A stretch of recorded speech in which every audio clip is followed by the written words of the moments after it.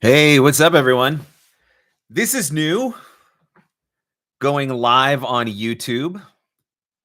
Never done this before, so hopefully everything works smoothly. I'm not entirely sure about all of the technical voodoo that goes into this, but hey, as long as it works, then we get to hang out and we get to do some Free Advice Friday, and we can commiserate with each other because we are among those that are not at VO Atlanta this weekend, and so we still get to spend some time with each other. We still get to spend some time with some other voice actors and hopefully be a little bit less sad about not being at VO Atlanta. I would love to be there this weekend. It is definitely a bummer that can't happen. But welcome, Sherry. So here's the deal with Free Advice Friday. Some of you may have been following along in the VOpreneur group and found out a little bit about what was going on. But let me just give you a very quick backstory as to why we are doing the broadcast live on YouTube today. And by the way, let me know if you guys can hear me all right and everything. So what happened was last Friday, I put a post in the Facebook group letting everybody know that I would not be available for Free Advice Friday. We had family coming to visit. And so I was just, spending some time with family. They showed up. It was kind of a surprise. So I wanted to spend some time with them. That was the last post that I put in Facebook.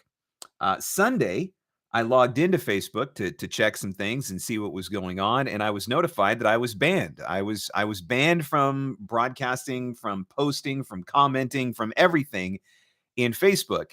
So I had instructions from Facebook to visit my support inbox to find out what my violation was. So I went to my support inbox, and there was nothing listed, no violations listed.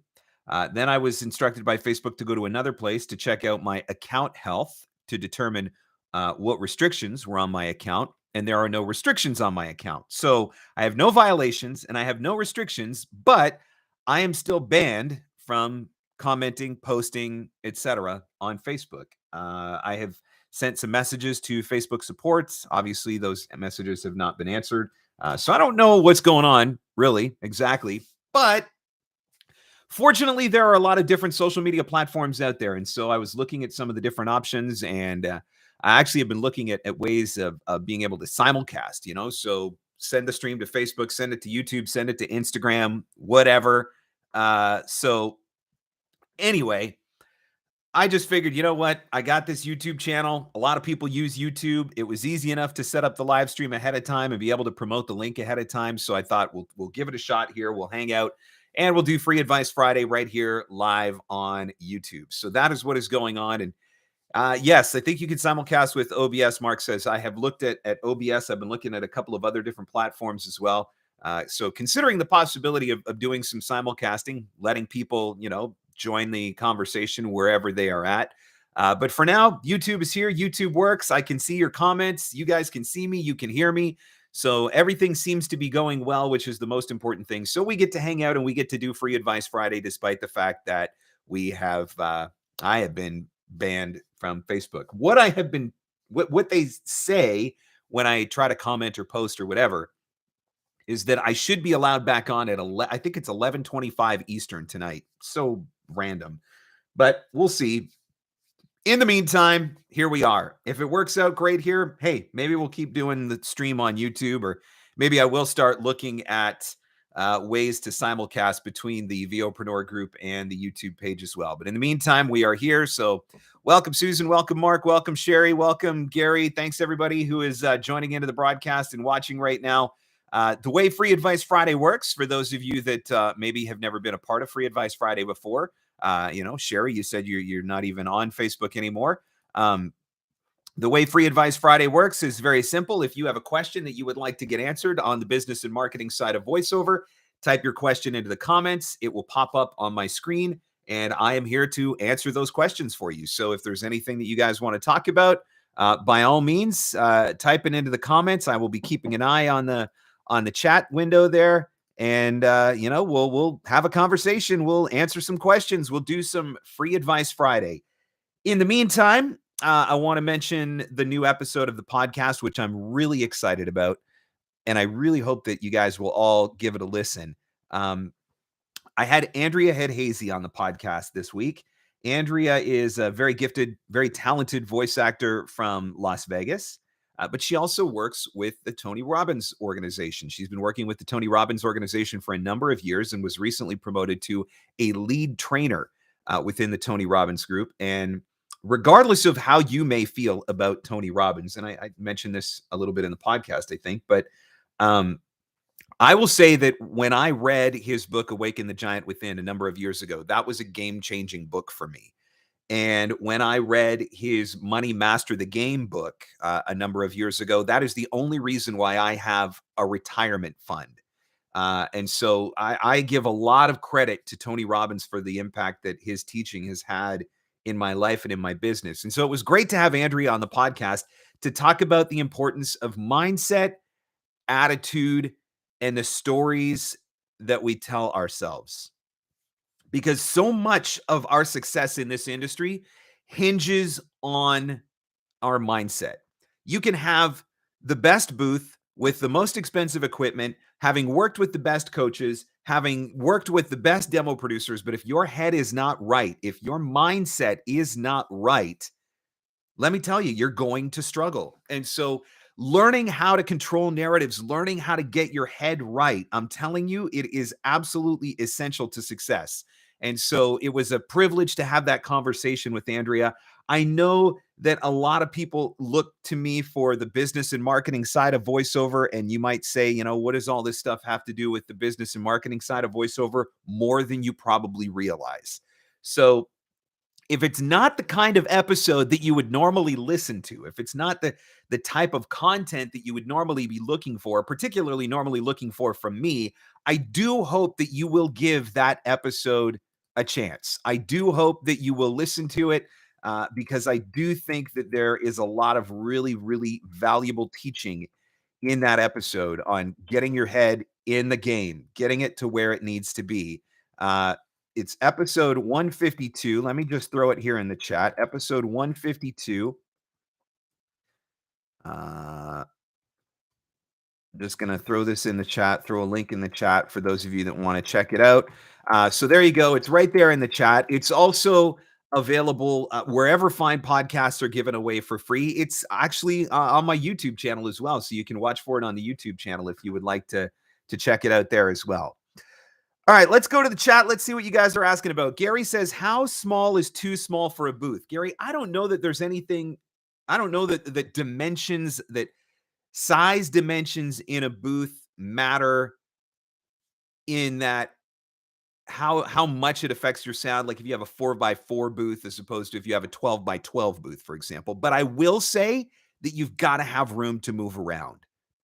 So when I built my booth, it is approximately 6x6, but it does have an angled wall in it. And I thought that that was going to be more than big enough, a 6x6 booth. I put painter's tape on the floor before I built the booth and kind of laid out what it was going to be like to get a sense of how I was going to work and function in there. And I thought the 6x6 booth was going to be plenty big enough. Now, honestly, I wish that I had made it, 8x8. Like I do wish that I had made it a little bit bigger. So how small is too small? I think when you get in there and feel too tight, when you don't have room to move around, part of what we do is acting, right? And when you're doing certain types of acting, you got to be able to move your hands around. And so I think that matters. I do think that makes a difference. How high? Again, I think it depends a lot on your comfort level. I mean, obviously, I'm in my basement. I've got 8-foot ceilings, so that works. For sound, I don't know that the dimensions are going to impact the sound as much as the treatment is going to impact the sound. So how you treat the booth with whatever panels you use, whatever foam, acoustic foam you use, Auralex, all of that sort of stuff, I think that's going to impact the sound more than anything. So I would be looking at how do I get as much space as possible? And depending on the situation that you're in, right? That's probably why you're asking the question. Maybe you got to work in a closet or something like that. But give yourself as much space as you can and then treat around that, right? Susan says, why the angled wall? Before I built my booth, the very first thing I did was I called Uncle Roy and I said, hey, I'm getting ready to build my booth. Tell me what I need to be thinking about. And he suggested putting an angled wall in. When you build 4 square walls, you get a lot more bounce, a lot more reflection, right? And it really does impact the way that the sound travels within the space. And so putting that angled wall really made a big difference. And so if you look in my booth, I have a couple of panels in front of me, and I have one panel behind me. I have two cloud panels hanging above me. The floor is carpeted, but that's it. And my booth sounds amazing. I don't have to do floor to ceiling Auralex like some people have to do in their space. And so that angled wall was definitely a big factor in that. Uh, Gary, I would suggest if you're trying to figure out the best way to maximize your space from a sound standpoint, I would 100% recommend reaching out to somebody like Uncle Roy. If you listen to the podcast, maybe you've heard me do podcast interviews with him. Actually, he was just on the podcast 2 weeks ago. He is my studio guru. I would say before I go into Facebook or start asking a lot of voice actors about this sort of stuff, I would say on something like the booth, I would go straight to the source. Go to somebody like Uncle Roy, explain to him the space that you're working in, and help him help you figure out the best way to lay out the space based on how much room you've got. I think that's probably, that's one of the smart things that I would suggest. Having a conversation with him before I started building was definitely one of the smartest things I did from my booth. Vanny says, how to keep a good attitude when you haven't booked anything for 2 weeks and VO is your only job. Thanks, Mark. Hey, Vanny, let me tell you something. I go through those stretches as well. I look back at my books in 2020 when COVID first hit. I had my worst voiceover month in a decade. One month I made $600, but then the next month I made like 20 grand. And that's part of self-employment, right? That's part of running your own business. Voiceover ebbs and flows. Voiceover goes through trends. There are seasons when we're on fire, and there are seasons when we are in drought. And I think that every voice actor will admit that to any legitimate voice actor is going to admit that to you. Are there voice actors that are out there that are legitimately booking every single day? Probably, but I would suggest that there may be the exception more so than the rule. We all have dry spells. I have dry spells. This week I've done 2 jobs, and whatever, they weren't big jobs, but I don't sweat it because I know that the opportunities are out there. So the one big thing that I would say is to keep your attitude right when you haven't booked anything for 2 weeks, rather than focusing on the fact that you haven't booked for 2 weeks. Focus on, what do I need to be doing to create some opportunities for myself? Because if you sit there and allow yourself to exist in that space of, I haven't booked for 2 weeks, that creates an energy, right? That creates a vibe for you. And then not booking for 2 weeks turns into not booking for 3 weeks. And then not booking for 3 weeks turns into not booking for 4 weeks because a fear sets in and a really negative energy sets in that you carry into the booth. And it's a great question, Vanny, because this is something actually that we talk about in that podcast that with Andrea. We talk exactly about stuff like this. So rather than thinking about that, I say you focus on what you need to do to create opportunities for yourself. Spend a little bit more time sending emails, or spend a little more time on LinkedIn or wherever it is that you go for trying to find voiceover work for yourself. Maybe submit a couple extra auditions on casting sites. I think that's something that you can definitely do. The other thing is my focus is on my why. And I cannot overstate the importance of having a strong why. So when I get up and go into the booth in the morning, it isn't so much about submitting audition or recording a job or sending marketing emails. It's about whatever my why is at that given time, right? Right now, I've got some big renovations I got to do on my house. I know it feels like I'm in a perpetual state of renovation, but hey, I bought a crappy house because it was what I could afford. Now I'm trying to fix it up. So when I get in the booth in the morning, I'm thinking about my new roof, because I don't want my house to leak. So my new roof is a driving force for me. That is something that gets me excited to get in the booth, because I know that the more work that I do, the more money that I make, the better chance I have of being able to put a roof on my house without having to put it on credit, right? So that was my driving why. Sometimes my driving why is preparing, pre-COVID, my driving why, a lot of it was travel. It was working on the next vacation with my family, or working on the next trip with my wife. I'm thinking about retirement, planning for retirement. And so part of my why is working really hard, doing the things that I need to do right now that are going to get me closer to be able to retire one day. And so it's focusing on the why. Why are you doing this in the first place, as opposed to focusing on the circumstances that you're living in the moment? And so I hope that answers your question, Vanny. It's a really great question. Sherry says, I'm struggling to get responses from local marketing companies to work together as a contractor. What is the best way to approach them? Just keep working on building the relationship, right? Um, you got to remember that depending on, and I mean, this depends on the size of the town that you live in, Sherry, or the city that you live in. Um, Local marketing agencies, they struggled just as much as anybody else did during the pandemic because a lot of their clients were the local businesses. Who were the local businesses? A lot of the local businesses were the ones that were closed. And so these marketing agencies, they're still trying to make their comeback as well. And so I think building the relationship rather than just constantly trying to sell them voiceover, work on building the relationship, look for ways to partner with them. How can I help you? How can I be of service to you? How can I help spread the word? Things of that nature. I think that can make a really big difference as well. And at the same time, making it very clear to them what you bring to the table so that when the time comes, they know that you've got something of value to offer. Jody says, hey there, Mark, welcome to YouTube. It feels so weird to be on YouTube. I said to my wife earlier, I kind of like the VOpreneur group because it's a private closed group and there's a sense of security that comes from streaming live in a private, secure closed group. On YouTube, I feel like I'm just out there for the whole world to see, which is a little bit more intimidating. But hey, at least we get to do this. At least, if I'm in Facebook jail, at least I haven't been banned from YouTube yet. All right, let's see what else is going on here. Justin says, what is needed to make a job of it official? Is it a virtual handshake? Then you're off to record, or is there more to it than that, such as contracts, licensing, or other official agreements? Justin, that's a really great question. And I think that that's going to vary from client to client. I have clients that I've been working with for a long time. And as soon as I get the script, I know that my job is to go record now. And that's just where we are at the relationship. I also have instances where I have clients that request a contract and we have to go through and we have to sign the contract. I have clients that ask to have some sort of a signed work agreement. And so I have a very simple one-page document that I will use, that I will send out.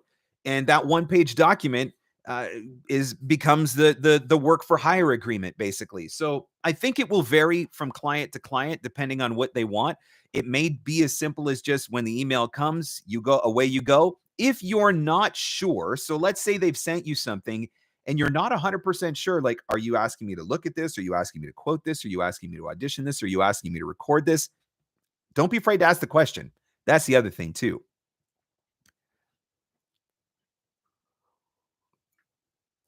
What is the best way to market to small, local, non-chain eateries? They do no video ads. Maybe they do radio ads. So that's something that you could think about. Or maybe they've got an IVR system of some kind, messages on hold that, promote their menu or things of that nature. That might be another way. And maybe are they doing video because they're just not doing video, or are they doing video because they've never thought about doing video? And is that a way that you could come in and make a suggestion to them? And maybe you partner with a local production company to create that opportunity. So that's something else to think about as well. Melinda says, I recently got a request from a company outside the US for a text-to-speech project, and I politely declined, but they also do dubbing, and they asked if I'd be interested in submitting for games. Okay.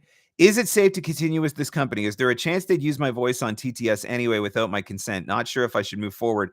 If that's one of the things that you are concerned about, Melinda, and it's a valid concern, I think that's where having a really good, clear contract makes a big difference.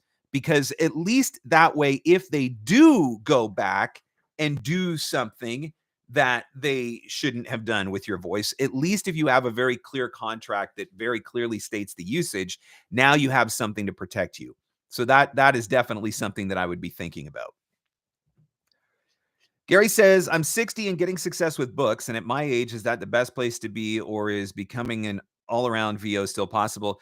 Gary, I think a lot of it depends on your voice, right? I mean, I've worked with people who are seniors who sound like they're 14 years old because they just have a really youthful voice, right? And so I don't think age matters as much as niche, right? So where does your voice fit? I mean, there are a lot of narrators on documentaries who are over the age of 60. I mean, does anybody like Peter Coyote, anybody ever watch a PBS documentary? So I think that there are definitely places, regardless of your age. I think it has more to do with your niche, with your voice and where it fits. And if you can figure out where your voice is a really great fit and then market to that as part of your unique value proposition, then I think you can open up some doors for yourself. Kyle says, I just wanted to say thanks for your podcast with Zach Sage. I got in touch with them and I'm heading to one of their meetups April 12th. That's fantastic, Kyle. Zach's a really cool guy. I really like what he's doing there. Okay, voice actor. Sorry, I haven't figured out how to register so you see my name. Okay. Oh, Maddie. All right. Welcome, Maddie. That is the name of my 14-year-old daughter. Maddie says, I'm a newbie. Great to meet you. Did a bit of coaching with JMC, and he suggested I should really say hi and join. Well, there you go. JMC's awesome. Thank you, JMC. I appreciate the shout out. Maddie, thanks for watching. I mean, I am here. Check out the podcast if you haven't done that already. VOpreneur.com is the podcast. I'm all about business and marketing. That's it. I don't do performance coaching. I'm not going to sell you a demo, but I will help you with the business and marketing side of the business. And so my podcast is one of the resources that I offer. I actually have a playlist on my YouTube channel. So after the live stream, you can check out that playlist on my YouTube channel. It's called Voiceover Tips with Marc Scott. And there are currently 230 videos in that channel or in that playlist. So all kinds of different resources. And then I do offer in the VOpreneur Facebook community. I try to do Free Advice Friday every Friday when I can. Again, mentioning I'm currently in Facebook jail for reasons that are unknown to me. So that's why we're doing the stream on YouTube today. But always looking for ways to add value. All right, Maddie says, is there a good place to go to start to create a list of production media companies in the US? Look, Maddie, if you go and literally, this is going to sound like really this is what you're offering me, but just hang with me for a second. If you go to Google, you do a search for commercial video production. 2,660,000,000 results in 0.61 seconds, and start working your way through the list. Like it could literally be that easy. That may feel overwhelming, in which case you want to narrow down a little bit further. So then do commercial production and put in your state, or commercial production and put in your city, so you can narrow the results down a little bit. Market to the demos that you have as well. So that's going to make a difference too. If you've got commercial demos, look for commercial opportunities. If you've got a corporate demo, look for corporate opportunities. So there's ways that you can strategically market your demos as well. But it literally can be as easy as just doing that Google search, going onto Twitter and doing a search for hashtag video production. Same thing on Instagram, same thing on LinkedIn, and then just start making connections. It can be that simple. So again, for those of you that are jumping in for the first time, welcome. I have never done a Free Advice Friday on YouTube before because I've never had to. I found myself in a position where I got banned temporarily from Facebook. Don't know why. Usually do Free Advice Friday on Facebook in the VOpreneur group every week, but wasn't able to do it this week, but still wanted to be able to do the broadcast. So here we are live on YouTube. For those of you that are new to the whole concept of Free Advice Friday, not really sure what's going on, very simple stuff here. All you got to do is type your question into the comments. I will keep an eye out for it to pop up on my screen, and I am here to do my best to answer those questions and give you a little bit of free advice. Kyle says, is a website essential before direct marketing? I think it is. I think it is for a couple of reasons. One, when I'm doing direct marketing, my primary objective is to drive traffic to my website, to listen to my demos, and to find out more about me, right? So I can't do that if I don't have a website. The other thing is, when you are introduced to a new product, service, or brand, what is one of the very first things that you do? You Google them. You Google them so you can try to find their website, or you can try to find their social media, because you want to know if they're real, if they're legit.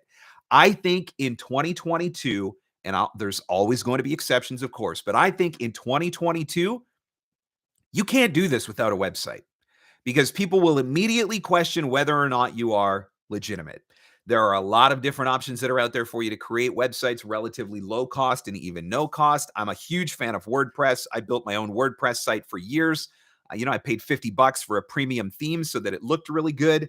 taught myself the basics of WordPress to the point where I could make the site and have something that worked. So that's an option. Wix, Squarespace, those are both options. So there's different things that are out there in order to build a website relatively low cost, but you've got to have a place where you can send people for more information. They need to be able to go and hear your demos. They need to be able to go and find out a little bit more about you, the different types of voiceover that you do. They're probably going to want to see some testimonials or maybe a client list of some kind if you have that and you have the ability to offer that. A lot of places may be interested in your studio and what kind of equipment that you've got, or knowing that you have the ability to do directed sessions and things of that nature. So I do think that it is absolutely essential to have a website before you start doing direct marketing. Can you do direct marketing without it? I suppose, but it's going to be a lot harder for you.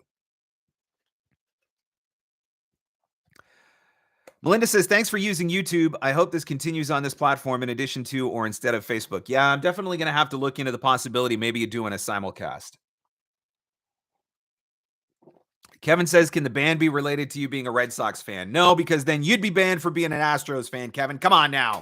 Boo. Sitting right here with my baseball on my desk in hand. This baseball came from Fenway. Don't you dare be talking about my Red Sox, even if we probably are going to stink this year. Maddie says, my website is on Wix and I'm finding it's fine. It loads okay, relatively inexpensive to set up. And look, everybody's got to start somewhere, right? I mean, I have the good fortune now of having my website built by Joe and Karen from Voice Actor Websites. I love Joe and Karen. They do amazing work. And if you are in a position where you can get one of their websites right out of the gate, go get one of their websites right out of the gate. You are not going to regret it. And you might be surprised that it's probably more affordable than you originally thought. Like, don't quote me, but I think some of their basic websites are somewhere between $500 and $900 or something like that. So it might be more affordable than you think, but we all have to start somewhere.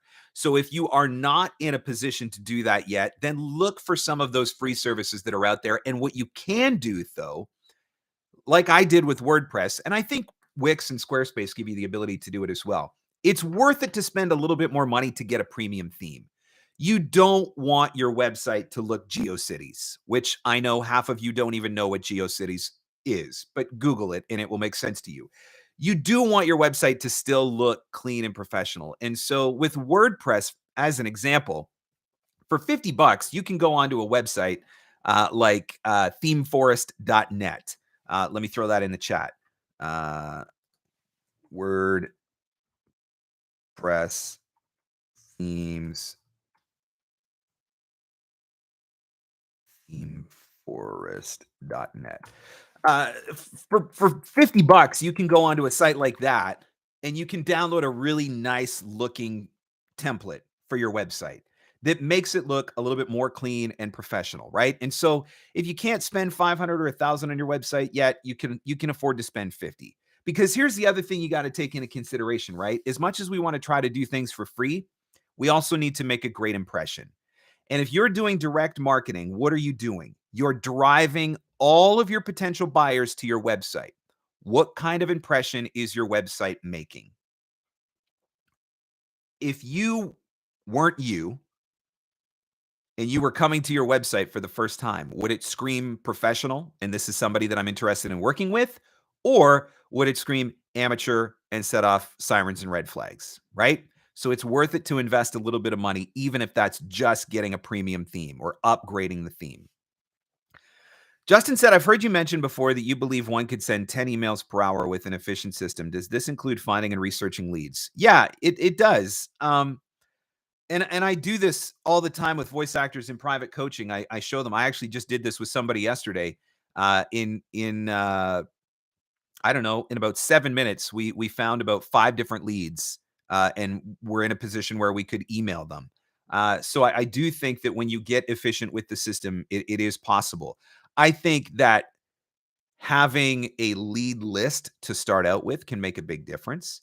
So, going and maybe hiring a freelancer to do some lead generation for you and giving you a list that you can work off of can certainly make a difference. But I think that if you are streamlined in your process and you are removing all of the other distractions and you Prevent yourself from falling down the rabbit holes that we sometimes fall down when we start doing searches on the interwebs and social media and all of that sort of stuff. Yeah, I think you shouldn't be spending much more than 5 minutes per email.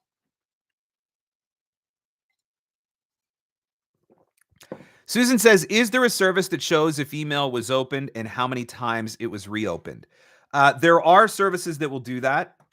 Certain CRMs will give you the ability to do that. Like, for example, Nimble, which is the CRM that I use. Nimble gives you the ability to track your email opens. Let me throw a link to that in the chat here. Nimble CRM. The link that I'm throwing in the chat, if you go to that particular link, you can sign up and get a 45-day trial of Nimble. So yes, there are certain CRMs that give you the ability to track your email opens and things of that nature. What I would caution you about, though, is that is not an exact science. So what I mean by that is, let's say that you're a Mac user and you use Apple Mail, right? So you open up Apple Mail on your computer, and when Apple Mail opens up, the first email in your inbox is highlighted. Now, let's just say that you click the down button, right? You click the down button to scroll down through your inbox to a message that's 10 emails below. Every time you scroll past one of those emails, every time you click past one of them, that would actually track as an open, even though you didn't actually sit there and read the email. But as soon as you roll over it, it counts as an open. And so it's not an exact science. The other thing is, when the latest Apple operating system came out, when Monterey came out, and this is on iOS, and I believe it's on the Mac OS as well, they give you the option to hide your email or to ask not to be tracked. And so that can impact the accuracy of email open and read. So, are there systems out there that give you the ability to do that? 100%. Is it an exact science that you can rely on for hard data? Not as much. Banny says, "Why do you think about doing? What do you think about doing voiceover in Fiverr, like IVR and explainer video?" I think that there are opportunities in Fiverr. I think that your work will be undervalued in most cases. I understand that people have to do what they have to do to pay the bills. I get it. I got a mortgage payment too. But the problem is, every client that you add to your client roster that is a low paying client keeps you from finding better high paying clients, because you only have so many hours to go around. And so for me, I would rather do 250, 500, or $1,000 jobs and do fewer of them than do a whole bunch of jobs that pay 25 or 50 bucks, right? And so you have to think about what kind of business you're trying to build for yourself. And I can say 100% without question, after doing this for more than a decade, the clients who pay the least are the clients who expect and demand the most. And so that's another reason why I don't want to go down that road. Now, can you get more than $5 on Fiverr? Of course you can. But what I would encourage you with when you're thinking about a business model like Fiverr, for example, you are working for lower rates already because they don't adhere to industry standards. So you're devaluing yourself, which is part of the problem, right? You deserve more. The other thing is, you're paying fees on Fiverr. And so you have to subtract those fees from your ultimate income, which helps you to create a better sense of. So if you say, well, I made $50 for that job, but you have to take away all of the fees that you paid. And so you didn't actually make $50 for that job, right? And so you have to sit down and you really have to do the math to determine whether or not it's worth it. And then you can ask yourself, are there better places for me to go and find work? Are there better opportunities out there where I could go and find work? And so that's something that I think that you should absolutely think about. Beth says, I have lots of great 5-star reviews on my Fiverr. Can I copy them onto my website? I don't see why you can't, because they're forward facing anyway, but it might be something that you would want to check with the terms of service with Fiverr, just to be on the safe side. I mean, I can say that I take when people leave recommendations for me on LinkedIn, for example, I take those and I use those reviews on my website and in social media. So because they're already forward facing, it's probably okay. Plus, it's a review about you, but it might be worth checking the terms of service just to be on the safe side. Mark says, best daily practices for new businesses. Should I create some of my own samples, get pro demos? Mark, I always think you need pro demos. Um, People can tell the difference. The competition is getting steeper in this industry, 100%, without question. People can tell the difference. I actually submitted to an agent 2 years ago. I submitted to a new agent, and a couple of my demos were demos that were from my work, right? So rather than going out and having a professionally produced demo, I had just taken a bunch of samples from jobs that I had done and I had pieced those together into a demo. And the agent recognized it right away and wouldn't accept the demos. Right or wrong, it is what it is. But with the competition being even higher, I think that it is absolutely becoming more and more essential that you have to have professionally produced demos. I think it's in your own best interest to do that as well. Unless you are a trained professional studio engineer and you are 100% up to date on all of the current trends that are taking place in whatever genre you're thinking about producing in, I think it's absolutely worth it for you to have have your demos produced. I think the other thing is we're too close to our own stuff, right? So we think things sound great, but maybe somebody else doesn't because again, we're too close to our own stuff. So Mark says, been doing workshops for the past 2 years and I have a handful of jobs. I have 20 years in TV promo production, so I can write and produce. So you could probably get away with doing affiliate, for example. You could probably write and produce an affiliate demo for yourself and get away with it, uh, given the background that you have, Mark. Now, I don't know if that's a genre that you're interested in pursuing, but it might be a place where you could get away from. But by and large, I still think it's in everybody's best interest to work with a professional coach and demo producer. And remember, I am not a performance coach and I am not a demo producer. So I have nothing to sell you when I say that. So you know the advice is legit, right? It's because I'm not going to put a call to action at the end of this that says, by the way, get your new demo done with me. I don't do demos.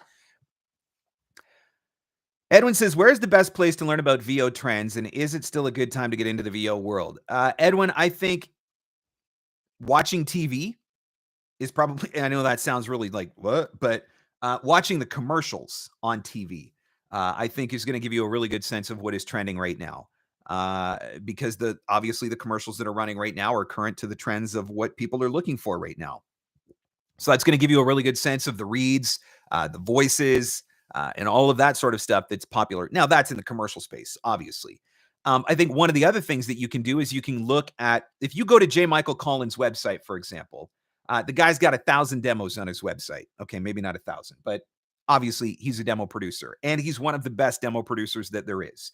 And half of his demos win awards. And so going onto his website and listening to all of the different demos that he's created in all of the different genres, I think can give you a very good sense of where the trends are right now, because he is very much on top of the trends in a lot of different industries. I think looking at the Silvis Voice Arts Awards, for example, what were the demos that got nominated?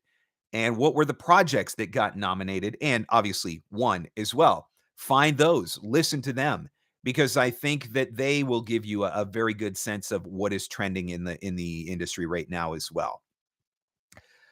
One healing touch, Reiki and massage. Adrian here. Got Voice Sam after listening to your podcast about getting the most out of your player. I love it. Voice Sam is awesome.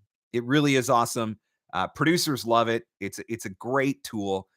Just works, which is amazing. Jennifer says, hey, Mark, in your experience with eLearning, do you work primarily with production companies the end client has hired or the end client directly? I do both. I definitely do both. I have a number of eLearning companies that are actually, there's probably a couple of different places. So I do work with production companies that create eLearning. There's a couple of them that I work with. I do work with a couple of clients directly who produce their stuff in-house. And I work with some freelancers as well, who like freelance instructional designers and e-learning developers. And so I'm a freelance. They hire me on a freelance basis, and they've been hired by whoever the end client is on a freelance basis. So there's a few different ways that you can get out there and find the e-learning work.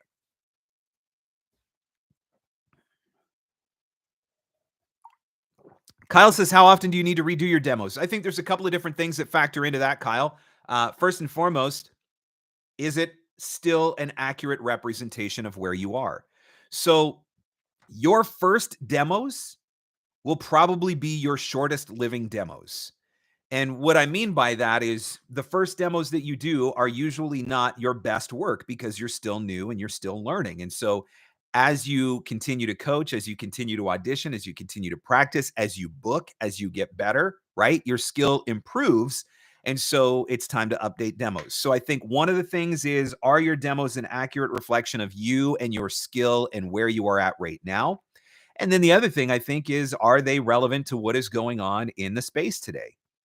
My commercial demo is probably 5 years old now, but it's time for it to be updated. And I know that it's time for it to be updated.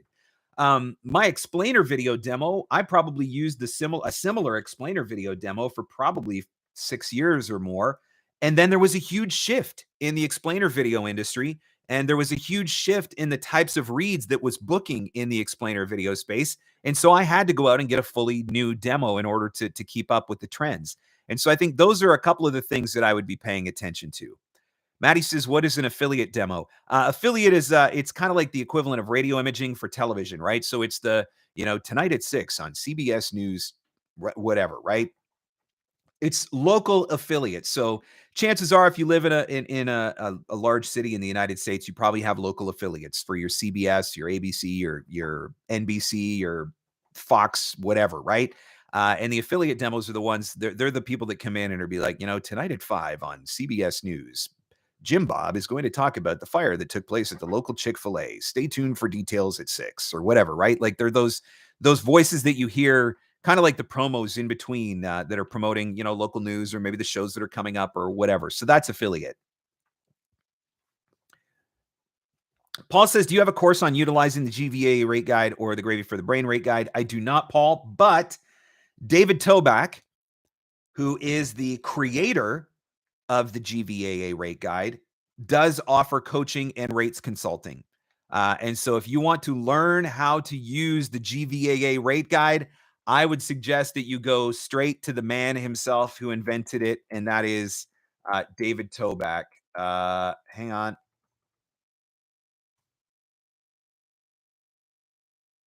Let me see if I can find. Oops, spelled that wrong. Just looking for a link here. Here we go. Grabbing a link, throwing it in the chat. Here we go. There's a link that you can check out David. But yeah, if you want to learn more about the GVA rate guide, I would say go straight to the source. Talk to somebody like David. Leslie says, it seems like reads are brightening a little, not as many laid back flat deliveries. And I think that's a byproduct of what is going on in the world right now, right? I mean, the last 2 years, let's be honest, it's been pretty depressing, right? There's been a lot of stuff going on in the world that has been pretty hard to deal with. And obviously there are still, events that are taking place in the world with what's happening with the Ukraine and Russia right now that are still very, scary and sad. But as we start to move out of the pandemic, and more and more places start to move out of the pandemic and we start to get back to whatever that sense of normalcy is, it stands to reason that the reads are going to brighten up a little bit, because I think there's a little bit more hope, right? In 2020, everybody was scared to death. In 2021, we were all frustrated. In 2022, we're hopeful. And so it stands to reason that the reads are going to change accordingly. But it's great that, good for you for noticing that, Leslie. Gary says, can you recommend a mid-range coach? Gary, it depends on what you're interested in working on genre-wise, but I mean, I'm a big fan of Uncle Roy. I've done a lot of coaching with him in the past. He was my first commercial coach, so he might be somebody that you want to have a conversation with. Maddie says, you mentioned some voice awards just then. What was it again? There's the one. Yes, One Voice Awards is one of them. SOVIS, the Society of Voice Arts and Sciences, the Voice Arts Awards. Let me do a search here. Voice Arts Awards nominees 2021. Let me grab this link. Here's the link.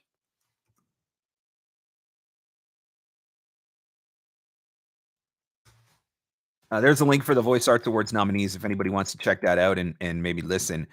Uh, David has a panel about rates tomorrow at Voiceover Atlanta. Yeah, there you go. Great guy, knows his stuff. I did a podcast with David. Hang on a second.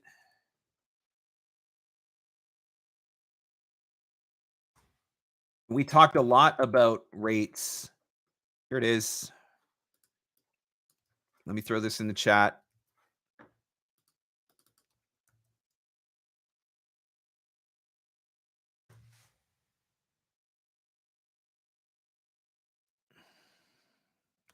Yes. Maddie says, sounds like affiliate is like the service that is called Continuity in the UK. Yes, that is exactly right.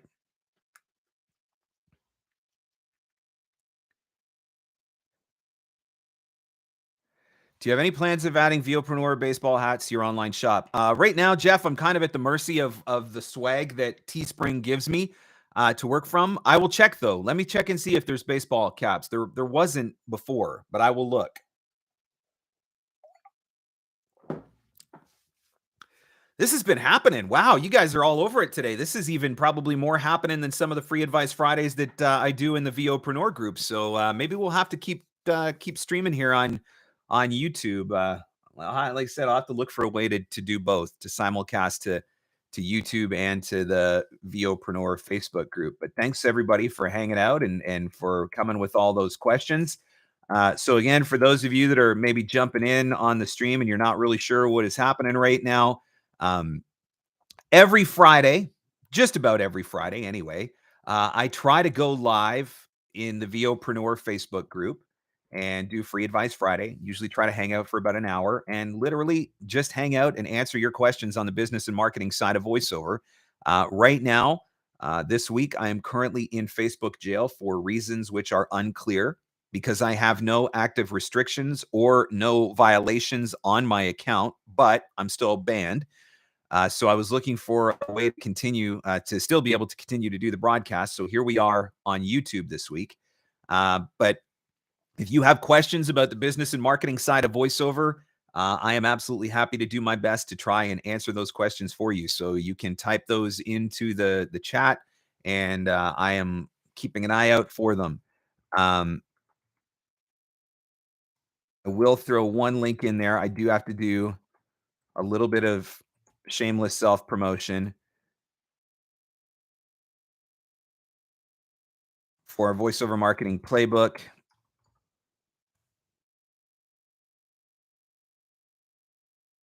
Playbook is my big marketing course. It's my flagship marketing course, and that's going to be coming out here in a couple of weeks. For those of you that are interested in checking that out, voiceovermarketingplaybook.com is the website. Are you an oligarch? Yes, that's right. I have billions of dollars hidden away in offshore bank accounts, and yeah, definitely, definitely not. It was the weirdest thing. Like, honestly, my last post on Facebook was, guys, I'm really sorry I can't do Free Advice Friday this week. I had family show up for a surprise visit and I want to spend some time with them. And then I was put in Facebook jail and I was like, really? That's offensive now? It's offensive that you want to spend time with your family? I'm like, come on, this is crazy. But yeah, definitely not a Russian oligarch. That is definitely not why I'm in Facebook jail. I actually don't have any idea why I'm in Facebook jail, but here we are. What are you going to do? Mark, is an experienced VO. How often do you continue to take coaching sessions for yourself to stay fresh? I took a year's worth of coaching. Literally, I was doing 1 or 2 sessions a month with Tom Pinto, and that lasted from the summer of 2020 through the summer of 2021. So I was working with him for quite a while. I did leading up to my e-learning demo that I did, my last e-learning demo that I did in 2029. I did probably about 12 weeks worth of coaching with Ann Ganguza leading up to that.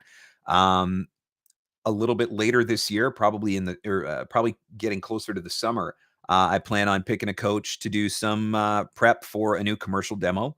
So it never stops, right? It never stops. If you look, all the best voice actors are still coaching on a regular basis. They're still always trying to stay on top of what is going on and always looking for ways to improve. So coaching is one of those things that I don't think it ever ends.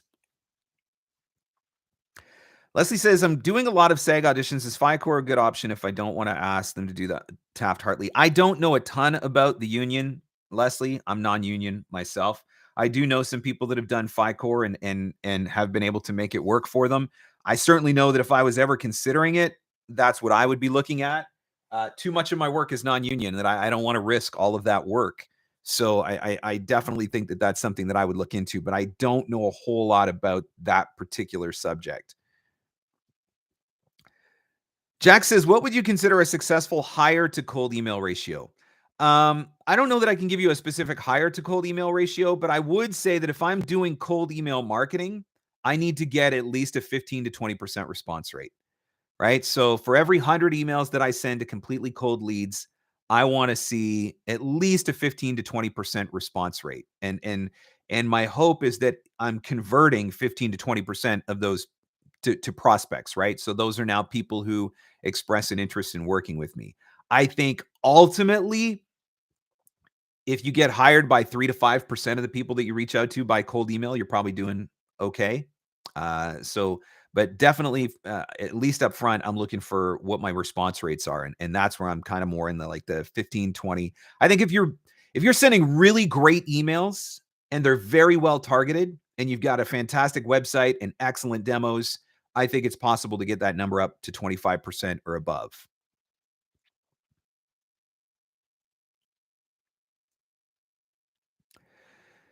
Jane says, hey, Mark, just wanted to jump in and say thanks. Been listening to your podcast for a year. I'm a part-time VO trying to go full-time, so I really appreciate them. I'm in the Facebook group too. Well, that's awesome, Jane. Good luck to you. I remember how big of a deal it was for me to make the jump to full-time. Absolutely, absolutely no regrets other than I wish I had done it sooner. Jane says, YouTube live for the win. Easier to join in. Question: what is the typical positive response to a direct marketing email that you get? A positive response is going to be something that indicates that they're interested in working with me. Hey, Mark, we really like your demos. Hey, Mark, we think you got a great voice. Hey, Mark, we're definitely interested in working with you. Things of that nature. So something that leads me to believe that there is the potential for work and a reason to continue to work to build that relationship.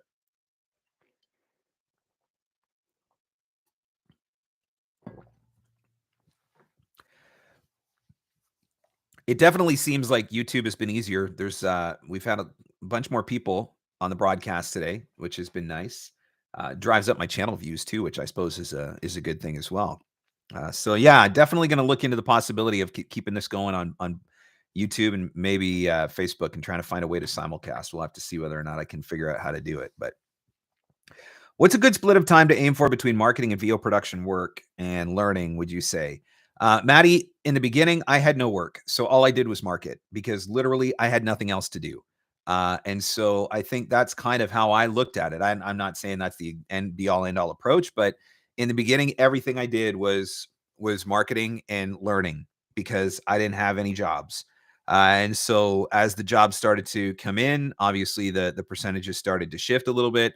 And now I'm in a position where I have to be much more intentional about making time for marketing because I can get really busy to the point where I don't do any or don't do enough. So I'm always looking for other ways to do it as well. But yeah, I mean, a good split of time is, figure out how many hours a day you've got to give and just make sure that you're giving those hours, right? If you have a day job and you know that you have 3 hours to give to your voiceover business, give an honest 3 hours to your business every day, doing whatever it is that you need to be doing. And if you don't have any work on that day, then make sure that you give 3 hours to doing your marketing and 3 hours to honing your craft. If you got a workshop one night, okay, well, you're going to take the workshop, so you're not going to do the marketing. But whatever the amount of time is that you have to give, honestly give that time to your business.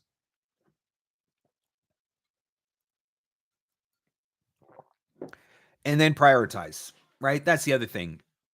Not everything is of equal importance. Just going to scroll through the chat here real quick, see if I missed anything. Hopefully I didn't. You need to teach the kids to do your marketing for you. I know. I really do. I've been doing a lot of LinkedIn ads lately, which has been nice. Just, constantly having an advertisement there running in the background 24/7, doing some lead generation for me. And so that's one of those things that at least I know when I'm busy and I don't have time to send a lot of emails, that's an option for me. I mean, this morning now, I didn't have anything going on this morning. So, I sat for 2 hours and sent LinkedIn connection requests and made a bunch of comments on some stuff on LinkedIn. And so, just working when I have the opportunity to do it. But uh, always remembering what my why is and using that as a driving motivator. Amy says, I'm considering your upcoming workshop. Do you anticipate any extra perks for early bird signups? Amy, if you're talking about voiceover marketing playbook, generally speaking, on day one, so if you sign up on April 12th, which will be the first day, usually I send out a lead list of 100 leads. I haven't got that list yet. I'm working on it. Hopefully it's here in time, but that is generally the day one bonus. So you have to sign up on the first day in order to get that lead list. And that usually has a combination of commercial, explainer, corporate, and e-learning leads. Mark, you definitely practice what you preach. I always note your commitment to and the continuity of your marketing color orange. You always have a touch of orange. I do. I always have orange somewhere, and there's usually something Red Sox somewhere, and there's usually, you didn't see it, but there's usually a Dr. Pepper somewhere as well. This is the brand, right? This is the brand. All right, let's see. What time is it? I got to jump out here in a couple minutes. Got to get ready for a session at 2:00, but I do have time for one more question. If somebody would like to ask one more question, again, just pop it in the chat. Keeping an eye out for it. Thanks to everybody who jumped in on the broadcast today. Make sure you listen to the new episode of the podcast, VOpreneur.com, or wherever fine podcasts are given away for free. We're talking mindset, attitude, and the power of our stories with Andrea Head Hazy, voice actor and Tony Robbins lead trainer. It's a good episode, and I really do hope that you guys will take time to listen to it. So that is available again, VOpreneur.com.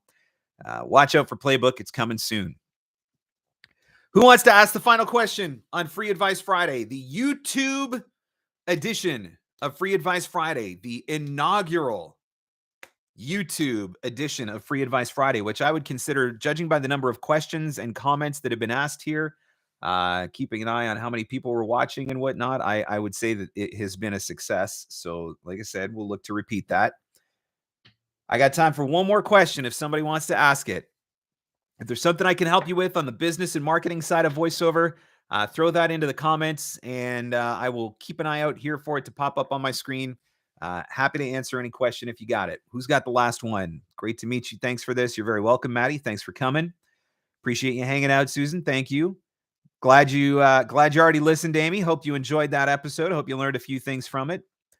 Thanks for coming, Mark. Thank you, Leslie. Great to have you here, Jane. Thank you. This is taking me back to my radio days, doing live radio. Always got to have something to say. Can't have any dead air. Jack says, do you have a template you use for email marketing? How much research do you do into that lead? I do have a template that I use for my email marketing. And I teach a class on how to write that template. I also have those templates available at markscottcoaching.com. 7 marketing emails that convert is the name of that resource. And that template came as a result of sending a whole crap ton of really, really, really bad emails over time. And then ultimately figuring out how to write better emails is basically how that worked. And now I've got a proven template that I do use. How much research do you put into the lead? I said earlier, if you're spending much more than 5 minutes per email, I think you're spending too much time. And let me explain why I say that. We talked a couple of minutes ago about conversion rates, right? And I said, if you're sending cold emails, you want to be getting at least a 15 to 20% response rate, right? So let's just go with the 20% response rate. So if you send 100 cold emails at a 20% response rate, that means that obviously 20 people are going to respond. But that also means that 80 of those emails that you sent are not going to get a response. They're not going to get opened. They're not going to lead to anything. So you can't afford to spend 10, 15, 20, 30 minutes writing emails when 80% of them are probably not even going to get open and read. So you've got to learn to streamline. You've got to stop overthinking to make the process so much more efficient for you. Otherwise, you'll never be able to hit the numbers that you need. That's when I say how much research, give yourself 5 minutes, get in, get out, get done. Sherry says, what tactic brings the most success for the final push for a VO sale to a new client? I really believe that it just comes in showing that you're going to be easy and great to work with. Ultimately, I think that's probably been the number one thing for me, right? I've landed jobs through LinkedIn. I've landed jobs through email. I've landed jobs through referrals. I've landed jobs through other social media platforms. What brings all of those people back ultimately is that I provide awesome service. I do what I say I'm going to do. When they tell me that they need it, when it's Friday morning and they tell me they need it by Monday morning, I deliver it Friday afternoon and I get them ahead of their deadline, right? When they send me a message at 8:00 at night and said, Mark, we are on a crunch here and we just need this one line changed. Is there any way we can get you to change this one line? I just go change the line. I don't hassle them about it. I just go change the line. So I think your demos will ultimately do the selling for you, right? Having great demos. Your demos will ultimately do the selling. Your customer service is what is going to bring them back. And so I think that is absolutely essential. Susan says, should you have your logo in your email signature or will it go to spam? I am a big fan of less is more when it comes to email signatures. Keep in mind that the vast majority of people that are reading their email now are reading them on their mobile devices. And so the more crap that there is in your email signature, the more things that there are to look at, the more distracting it becomes, the longer it takes to load, the more data that it uses and all of that sort of stuff. And so I'm a big fan of less is more in the email signature. So for me, I'm not putting a logo in there. All right, everyone, I got to jump out. I got to get ready for another session here, but thank you so much for hanging out. Thank you for joining Free Advice Friday, the inaugural YouTube version of Free Advice Friday. We'll see whether or not it comes back here again next week. Otherwise, hopefully by then I'll be allowed back into my very own Facebook community, the VOpreneur Facebook community. But thank you so much for joining in. Thank you so much for watching. Hopefully you've learned a few things from this. I appreciate you. Listen to the podcast, the Everyday VOpreneur podcast with Marc Scott, wherever fine podcasts are given away for free. Enjoy, learn. Whatever you decide to do this weekend, have fun, stay safe, and as always, go find some leads.